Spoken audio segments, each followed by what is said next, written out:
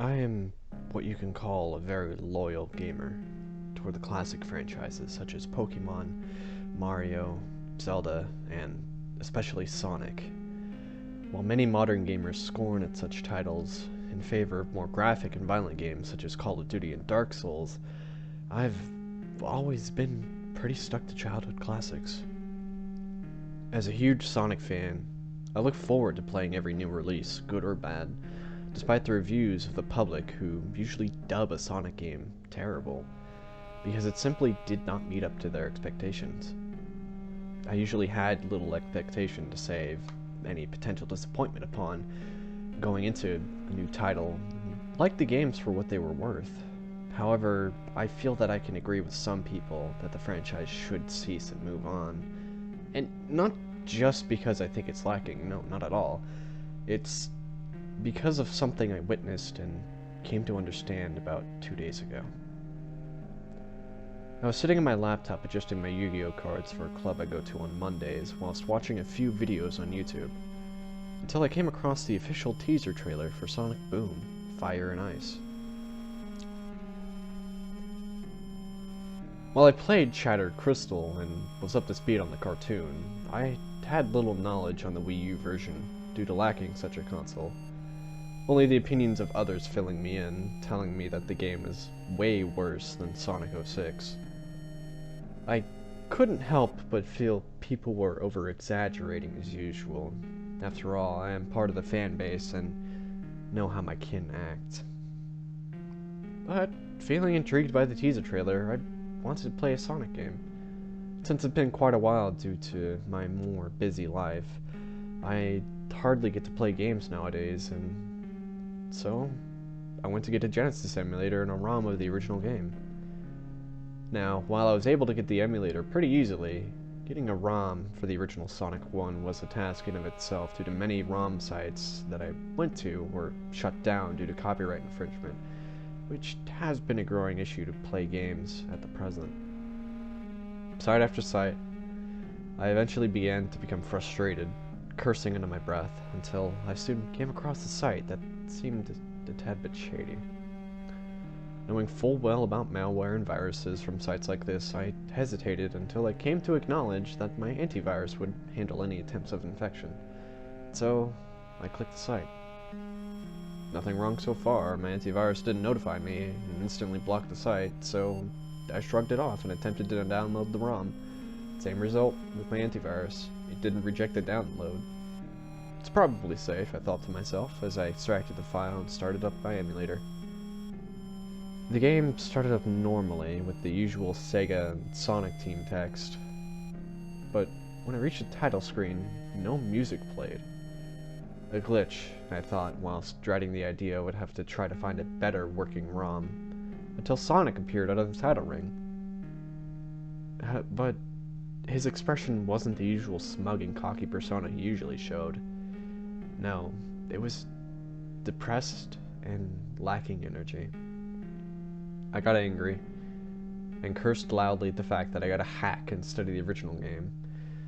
But I swallowed my pride and decided to try it out, hoping for a good trade-off, regardless. As I pressed start, the game instantly threw me into the first level, with the title card saying, "No more." No more what? I asked myself as the title card moved, revealing the stage, and to my surprise, I saw Green Hill Zone in a different light.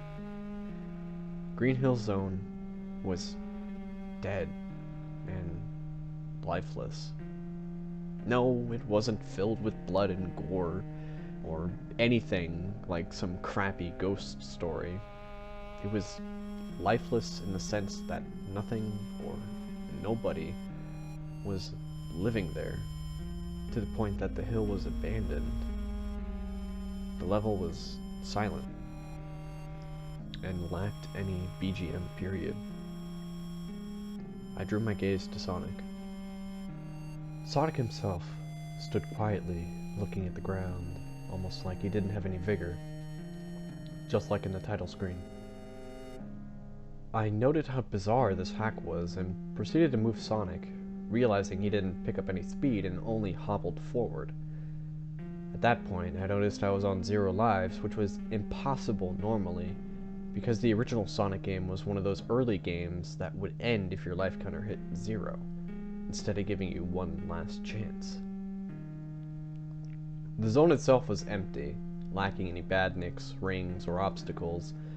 The plant life was very still and had a color palette to potentially imply that they rotted away from neglect.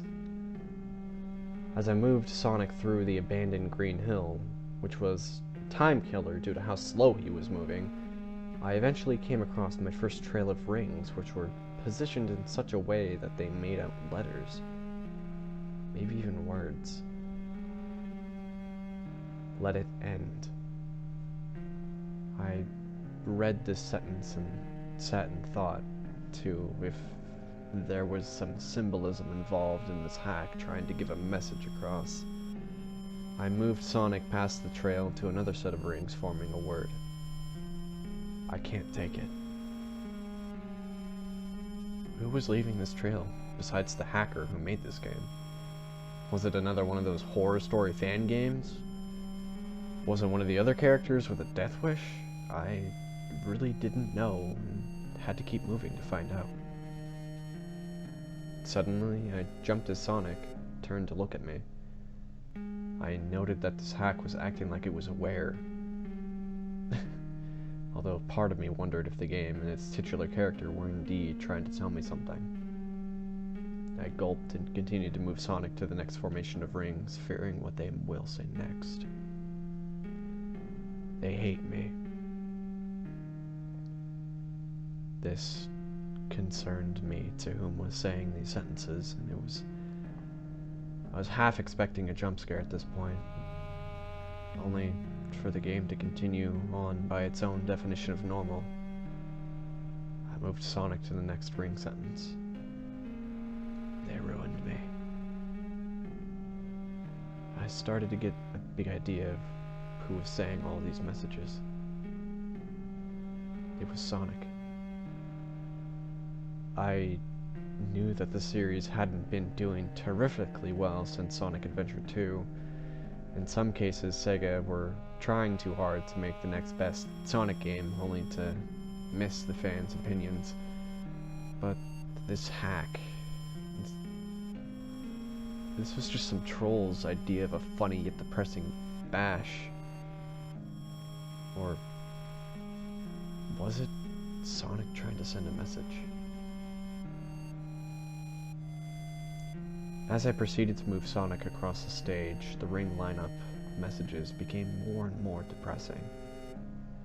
The rings were forming sentences such as, I don't want this, let my legacy rest, and no more games.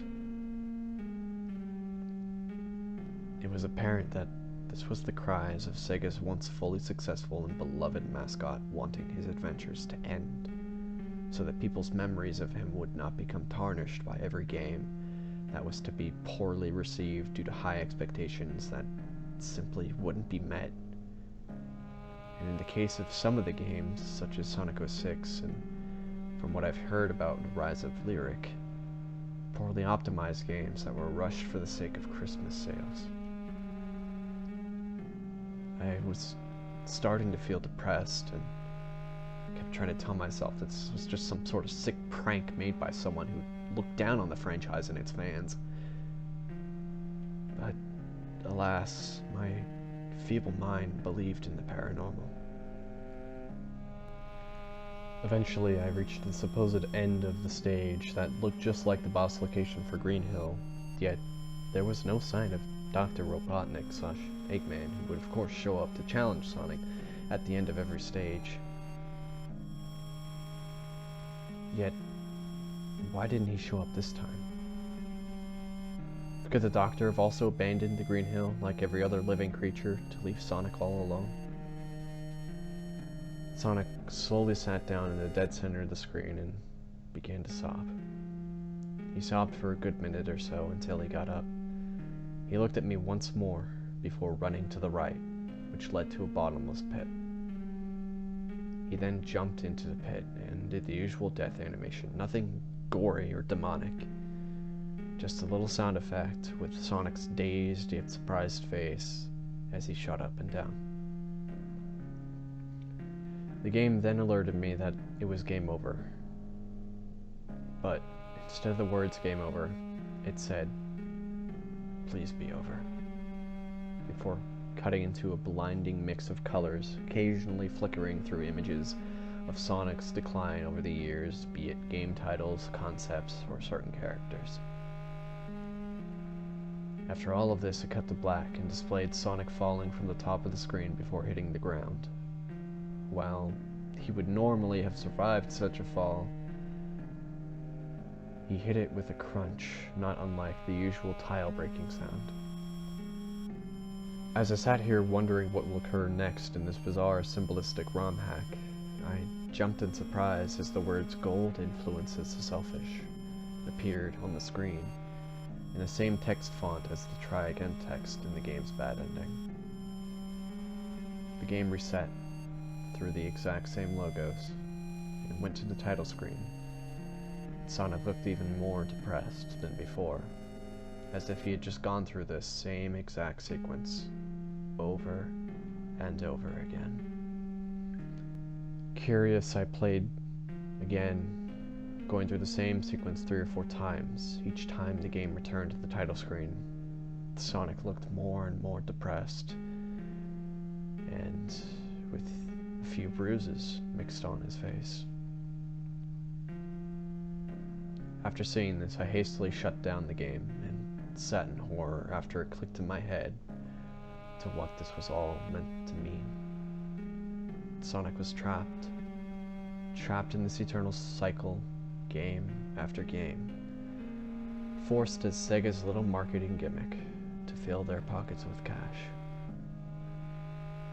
The concept, if you think about it deeply, is sickening if you consider that this is an all too real interaction to reach out to a fan, akin to that of a defenseless bear forced by some sick bastard to perform for their own gain.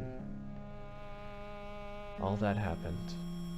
The empty green hill, the messages, the suicide attempt, the images, all symbolism to what Sonic wants but cannot have due to the fact that he is still alive because Sega wants him to be for monetary value.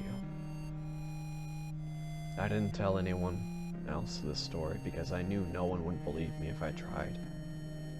Yet, whenever I see a new Sonic game or other media, I sit and think about what I saw through that game and hope that Sonic would rest one day.